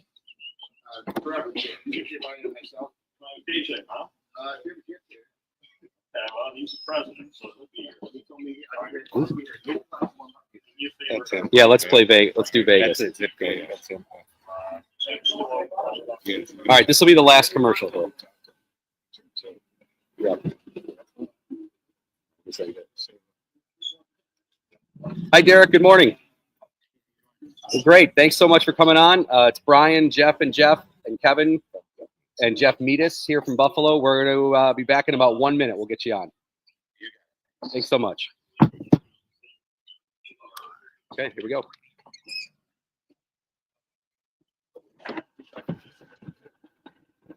No problem.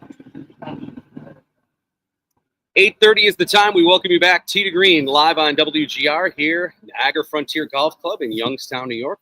It's PGA Championship week, and for more on the PGA Championship, we're going to go live to Quail Hollow Golf Club down in North Carolina, and we bring in the CEO of the PGA of America, Derek Sprague. Derek, good morning. Thanks for coming on with us here. I know it's a busy week for you. How are you feeling here as we head into the weekend of your biggest event of the season?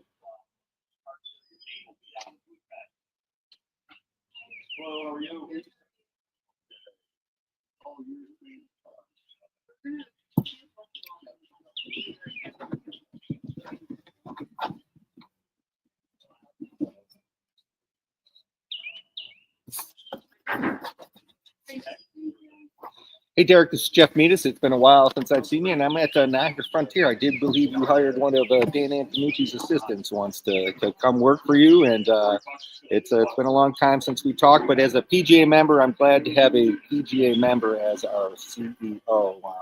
You're down there with Tim Freeze. He's a national board member. Can you tell people a little bit about what the PGA, what the difference is with the PGA Championship versus some of the other events that happen throughout the year?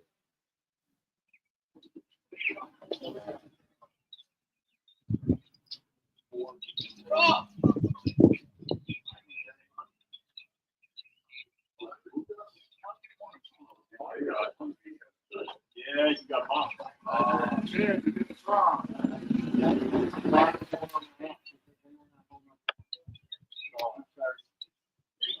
I know you want to go on stage.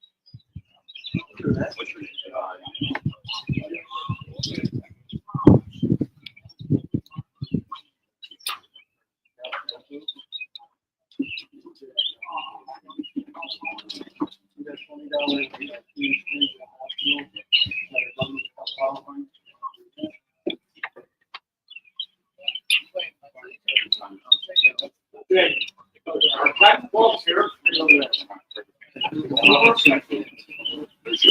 On my partner.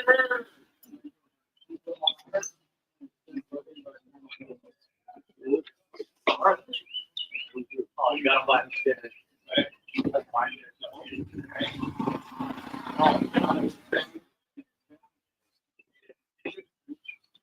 No.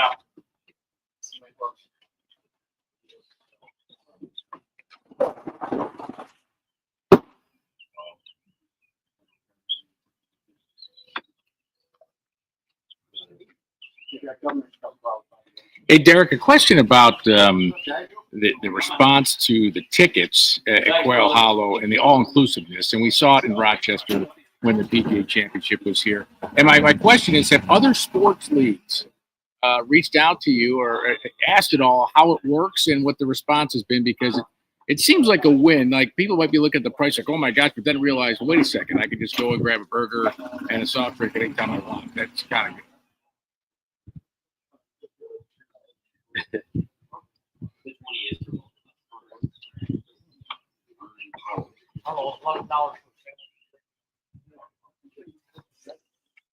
Oh, yeah. Okay. Yeah.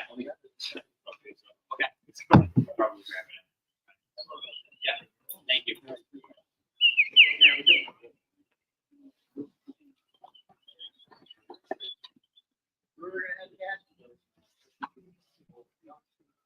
I have like 13. Sorry. You and Ruder guys got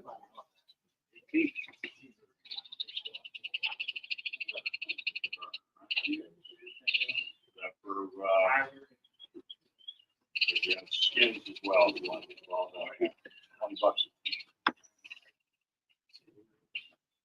You okay? Yeah, I just wanted to one.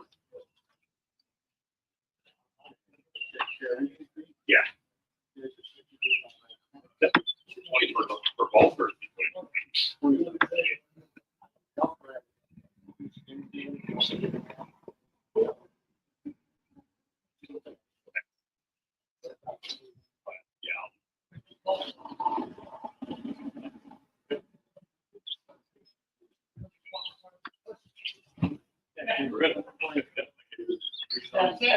yeah. Derek Sprague, the CEO of the PGA of America, joining us here live on Tee to Green on WGR. Just a few more minutes here with Derek.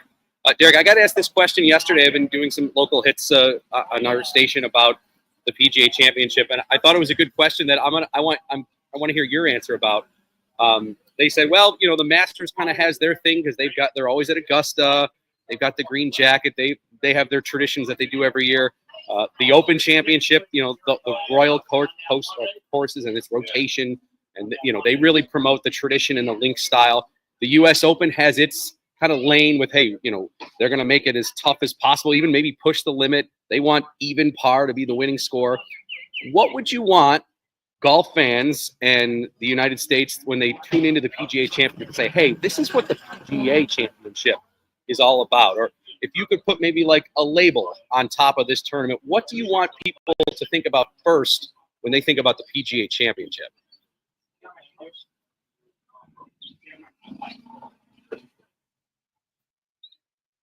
Now, we don't report.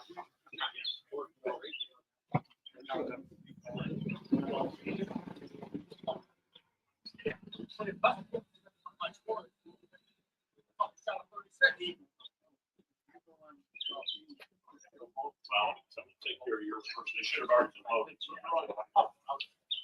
Well, yeah, but I mean, it's really not too. It's all 8 feet. Yeah, I understand. $20. Excellent. Well, before we let you go, Derek. Oh, no, we got to ask him. Is it coming back to Oak Hill? Yes, that's anytime what I was soon? going to ask you. We're promoting that here. People in Western New York want to know when's it coming back to Oak Hill.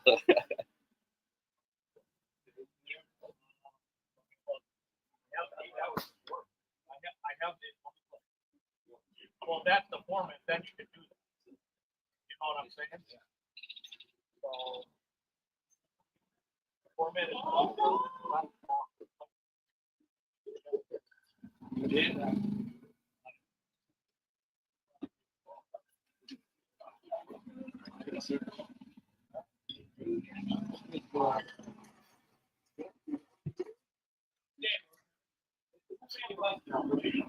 And it wouldn't be till 2033 anyway, because we're out to 2032. Is that correct?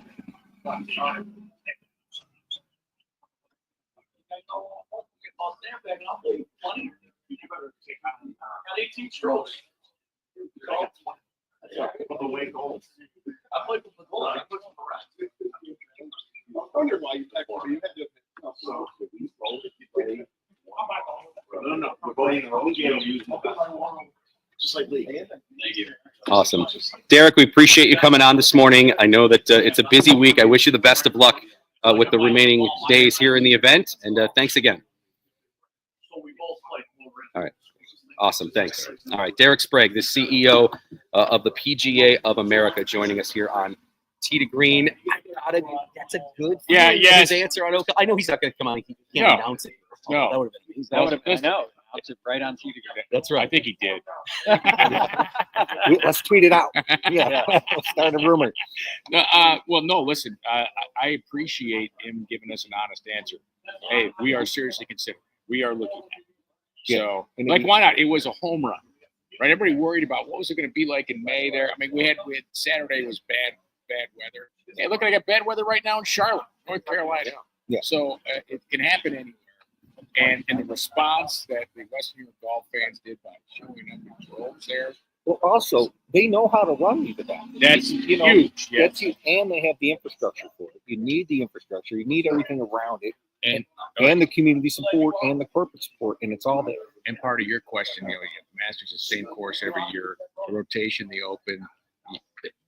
I'm looking at a rotation for the PGA Championship. It seems Oak Hill, Southern Hills, Frisco, Texas is going to be in there. Quail Hollow, Whistling Straits, they like. Whistling Straits, they like. Like there's courses that they like and respect Bethpage Black. Yeah, get a 10-year loop or something like that. Yeah. Every 10 years you come back. Sure. Did you like his answer about what he said he wants the PGA to be known for? Well, I think that's Strongest pretty much field what in it's golf. known for. Yeah, and you forget that it's the only event with all professionals. Now, there's 20 club professionals playing there, and I know none of us need the cup. But there's a huge, I mean, just because you're a great club professional, but it's still a long stretch between being that. A tour player, and we have jobs. Dan Antonucci's here working cards. You're trying to work on your game between stuff like that. Did you see what Michael Block said about not making the cut when he shot 82 yesterday? He said, well, I'm surprised he got into. He had to qualify. He did. He went through it and got it. Yeah, he went through and got it. Kudos He for said, him making it. said the lack of crowds in every hole. Like I needed that because I hit my best shots in front of large galleries. See, what I I think just there's a heard, little though, sarcasm. what I heard from Metis is he was basically saying if he practices more, he'd be out there. I think that's exactly what. Yeah. Oh, I'm real. Just No, it's need- hard. You think there's 30,000 PGA professionals, you get 20 spots. Right. So, and you work your way through. Two cuts in that event too. Yeah, and it's very difficult. Tim Freeze made it to the scene. We've had a lot of guys make it. We've had guys get through, Lonnie Nielsen, and we've had a lot of guys get through and play in the event. And then making the cut's another story. Yeah, no, I think what you guys do, you're not working on your game 24/7 like the PGA Tour does. Yeah, you can't. You have a job. Yeah, you have a membership. So you have golf course. cards, merchandise. Yeah, you wear a lot of hats, and one of them's a player. And you get into the game because you love playing. And to be a PGA professional, you have to be a pretty good player at start. So that's where we like to hang our hats. And this event is a showcase for the PGA of America. You see a lot of our ads and a lot of things that PGA does. And promoting golf is one of it. And through the PGA Championship, we hope to reach a lot of people and get a lot of people excited about that. I just want to address one thing real quick. We did not ask Derek Sprague about mud balls because that is not his area with the PGA. If people were wondering. Gary yes. Haig is the championship director. He does course setup. He does course setup. And all that stuff. He also does the Olympics. Yes. He does the PGA Championship. He helps with that. Should we do this before the break or after the break? Why do you think I'm nuts? Well, where do we start? We only have a few minutes left. I've known you for a while. Only a 2-hour Yeah, show. yeah. Well, we have a competition today. Lancaster against Eastern, right? Thursday I went out for a practice. This is where it gets nuts. All right, and I took another member with me. We were using the non-tournament mode on Slope the counter? measuring device, right? To get the numbers, and I took a blank yardage book and started Yeah, that's normal. creating from different points on the golf course of where it's +3, -7, like the yardage to that marker, the yardage to that line site, When 90% of the players don't know how far they're hitting it. and then I shared that with my team on my couple. I just They're call like, it. wow. I just call it extensive research. Well, that's why you're good at your job. I figured it was preparation. Listen, right? Kevin, I've seen you when you do your work for PGA Tour Radio out on the course. You've got your yardage book for every hole, and you got your notes, and Yeah. that's why you give such good commentary and facts and stats when you're on the air. All But of why that, not translate it right over to your game?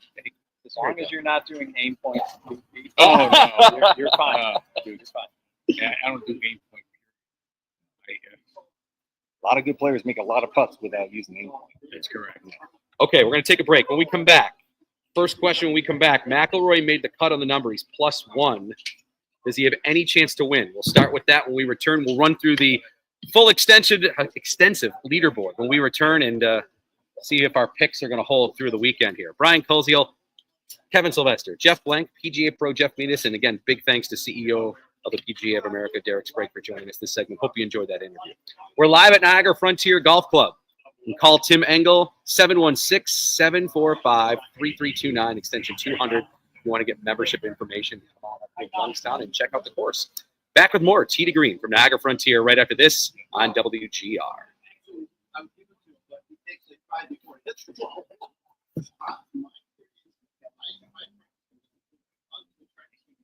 Oh, I know.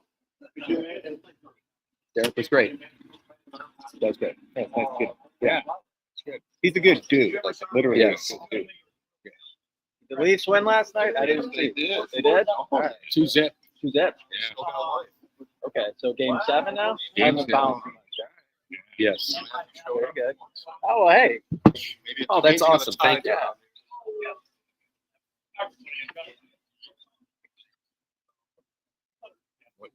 Perfect. All right. If you could come back with the PGA Tour leaderboard, that would be awesome. And then you What's need a your hard favorite out here, cigar? correct? Or no? Is this one that doesn't? Is it still going into CBS?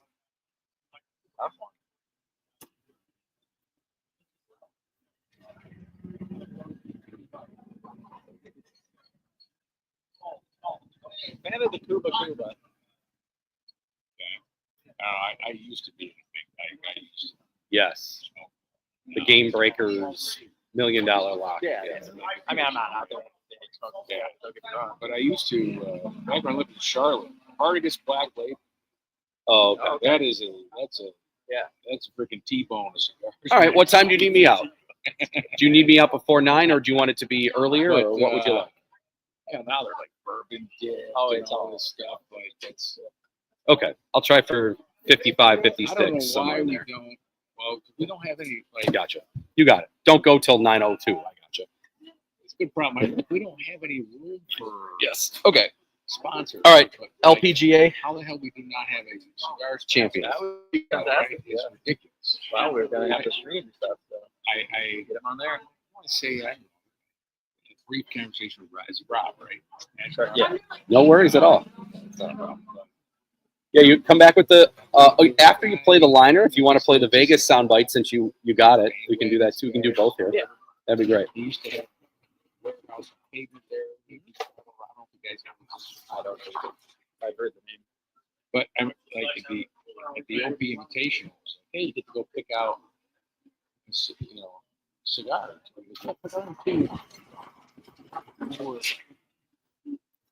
Tim, I said Derek was great. Thank you for setting that up. And Tim So said he was glad. He really wanted to do it. He said, is there an LPGA event? There's the tradition. Is that a major for the team? Yeah, Yeah. it used to be. It's not anymore. would they do one of their bigger events opposite of the PGA? That doesn't make sense.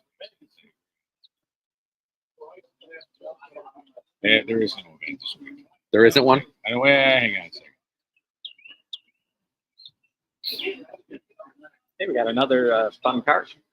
Yeah. Got rims on it. Why did now you heard Karch's work on the stream? I don't know if he did. Oh. I would have to check. Why the last 2 weeks it's worked for us? The only thing I can think of is maybe it's not connected. Right. But There's as long a as they're setting hearing it here. on GR, I don't understand. Right. There's no event this week. Okay. Well, that'll be quick then. Evan did confirm. He heard. Yeah. Okay. Evan's gonna take the Sprague interview and cut it up solely and post that too. So like on GR stuff. So that's cool. What did my boy do here? Willie Mack, not good. Putting a picture of that card up again. A little firmer out because we're going to 9. So if I do this, it's a little stronger of this week. This commercial plays quite a bit. Yes.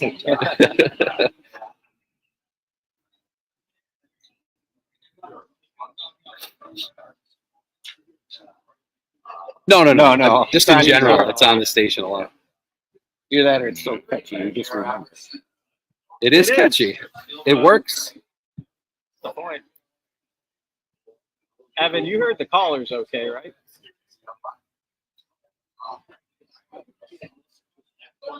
Oh, he was bad. Lower. Yeah.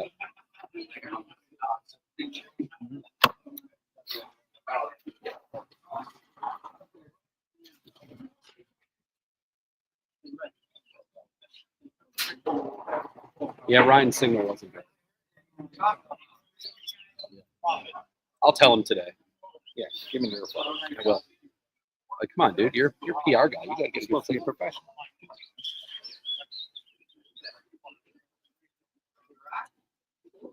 Getting late. Yeah, it's gonna be a shorter segment.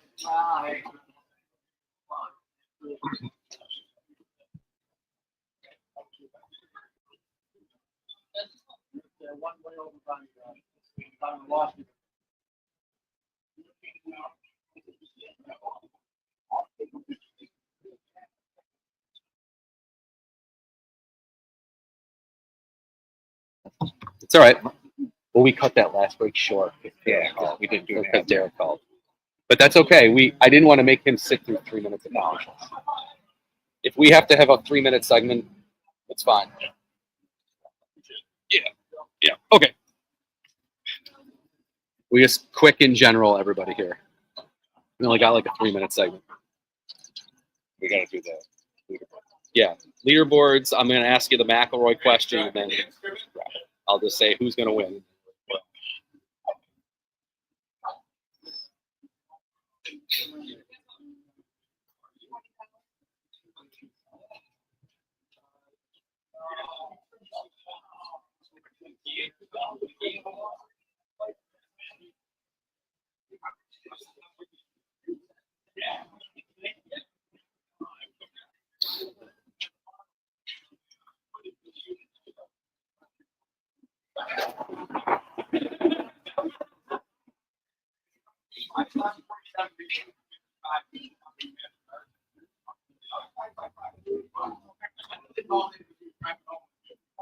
Awesome. Thanks, Evan. Thank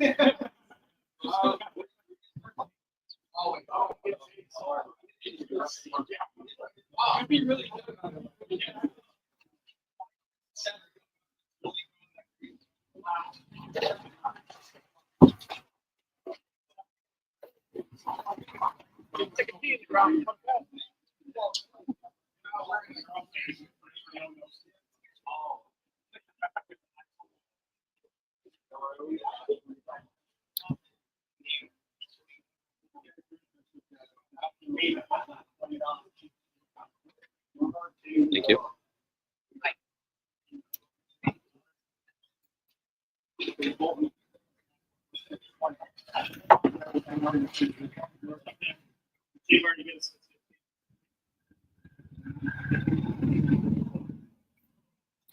That is the leader at the PGA Championship through 2 rounds, Johnny Vegas. He's got a 2-shot lead. He's at -8 over 3 golfers that include Matthew Fitzpatrick, Siwoo Kim, Matthew Pavon. They're all at -6. Of course, world number 1, Scotty Scheffler lurking. He is 3 off the lead. He and Max Homa are back at -5. Rory McIlroy, the Masters champion, made out on the number. He's +1. We'll talk about whether or not he's still alive coming up here in just one moment. And the Champions Tour Report is brought to you by Donald Ross Sportswear, your hometown premium golf apparel company. Find us in your local pro shop or online at donaldross.com.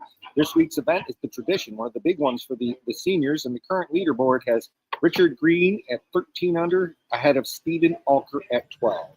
LPGA is off this week. Our LPGA report is brought to you by golf. Last week, Dina Titicum won the this facility.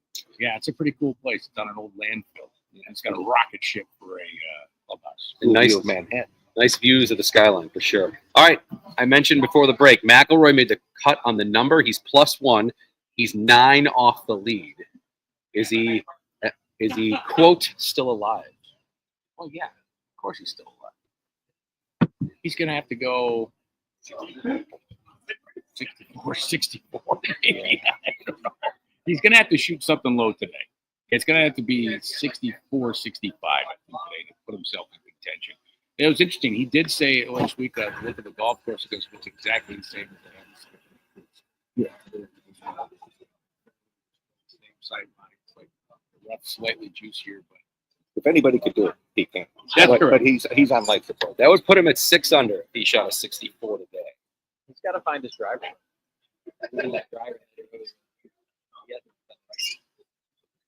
He only hit 2 of his first 11 fairways on Thursday. That was a struggle. He was hitting all over the place. Even though sometimes, as you said last week, he doesn't mind playing out of the rough if he has to, but major championship rough's a little different.